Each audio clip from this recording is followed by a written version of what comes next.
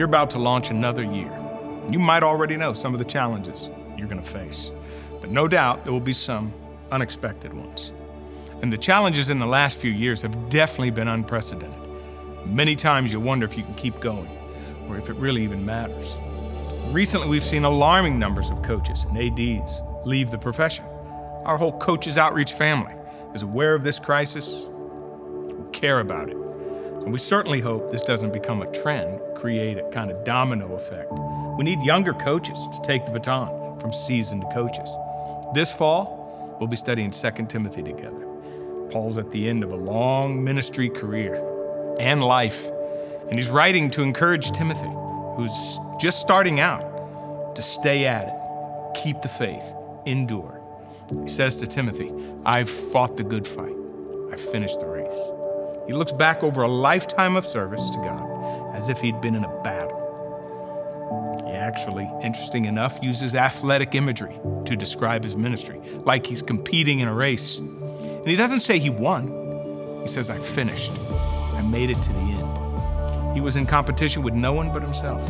And like all athletic endeavors, it takes tremendous effort and endurance to compete well. And all around us, there are stories of coaches doing just that.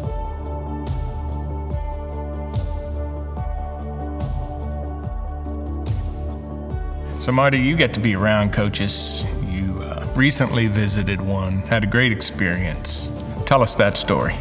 Oh, I'd love to share it, Pete. It was so neat. I pulled up to the front of a school, and it was kind of a drizzly day. And as I was looking at the grounds, I was really kind of depressed. I guess I judged it. I remember you using that word, and it struck me.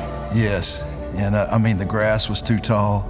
A tree had been knocked over from a storm that hadn't been cleaned up, and just the walls were filthy. And I thought, man, what am I doing here? I'm not sure how this is going to go, but another coach had recommended that I go by and see this coach, so I did so, and went to the front office and ended up down at his office, waited on him. He was in a meeting, and then when he came... Had you met him before, Marty? You know, I'd never met him. Okay. I'd never met him. And so we got together in his office, and we began to talk, and I saw a Coach's Outreach manual on his desk, and I said, oh, you guys are doing the study? He said, yeah, there's about 6 of us, and then we just began to talk, and he shared some things with me just about what he was doing at his school with his kids and his coaches and his community. And I was just so blown away. He's gone out and solicited couches to have a player's lounge. He's painted the place. He takes so much pride in what he does. And I was so touched by that, because in my 39 years of coaching, the places where I went, we had everything. We didn't have to worry about fundraising and all those things. Right. But I thought that you when you said you got this depressive kind of feeling, you can imagine a coach probably feeling that way. Every day wakes up, got this overwhelming circumstances to be in.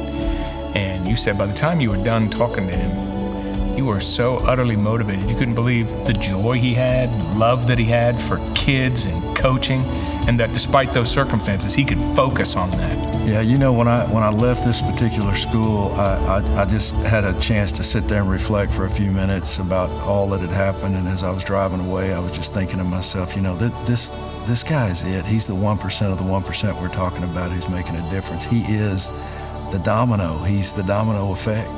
And he's not letting any circumstance, I mean, big time is where you are. And where he is big time because he's there. And God's using him to make a difference in the lives of those kids and coaches. And again, doesn't feel sorry for himself in terms of the facilities he has or anything else. He's just trying to make them as good as he can be.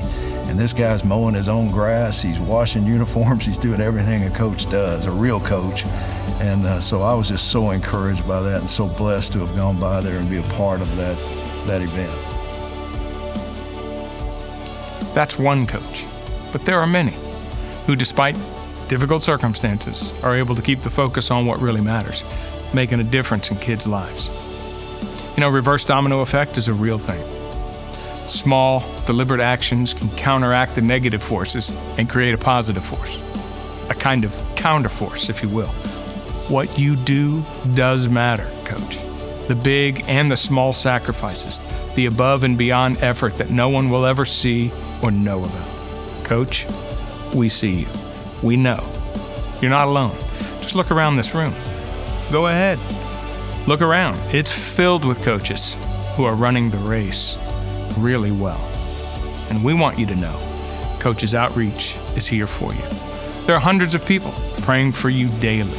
Stay at it. Paul said, your labor is not in vain in the Lord. I want to challenge you, Coach. It only takes one to make a difference in a kid's life, a school, or even a community. Be the one.